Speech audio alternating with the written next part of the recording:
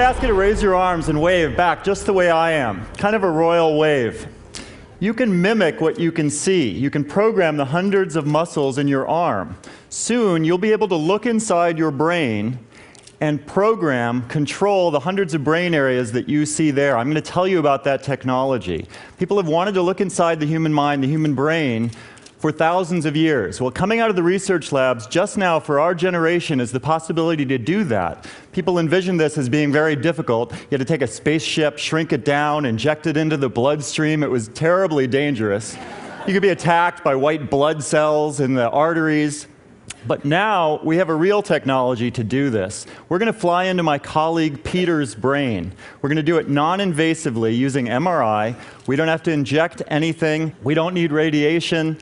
We will be able to fly into the anatomy of Peter's brain, literally fly into his body, but more importantly, we can look at his mind. When Peter moves his arm, that yellow spot you see there is the interface to the functioning of Peter's mind taking place. Now, you've seen before that with electrodes you can control robotic arms, that brain imaging and scanners can show you the insides of brains. What's new is that that process has typically taken days or months of analysis. We've collapsed that through technology to milliseconds, and that allows us to let Peter look at his brain in real time as he's inside the scanner. He can look at these 65,000 points of activation per second. If he can see this pattern in his own brain, he can learn how to control it.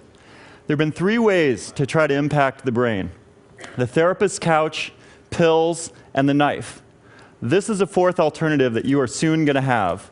We all know that as we form thoughts, they form deep channels in our minds and in our brains. Chronic pain is an example. If you burn yourself, you pull your hand away. But if you're still in pain in 6 months or 6 years' time, it's because these circuits are producing pain that's no longer helping you. If we can look at the activation in the brain that's producing the pain, we can form 3D models and watch in real time the brain process information, and then we can select the areas that produce the pain. So put your arms back up and flex your bicep. Now imagine that you will soon be able to look inside your brain and select brain areas to do that same thing. What you're seeing here is we've selected the pathways in the brain of a chronic pain patient. This may shock you, but we're literally reading this person's brain in real time. They're watching their own brain activation, and they're controlling the pathway that produces their pain. They are learning to flex this system that releases their own endogenous opiates. As they do it, in the upper left is a display that's yoked to their brain activation of their own pain being controlled. When they control their brain, they can control their pain. This is an investigational technology, but in clinical trials we're seeing a 44 to 64% decrease in chronic pain patients. This is not the matrix. You can only do this to yourself. You take control. I've seen inside my brain. You will too soon. When you do, what do you want to control? You will be able to look at all the aspects that make you yourself, all your experiences.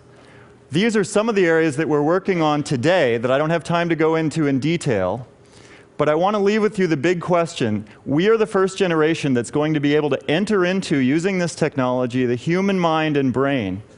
Where will we take it? Unbelievable.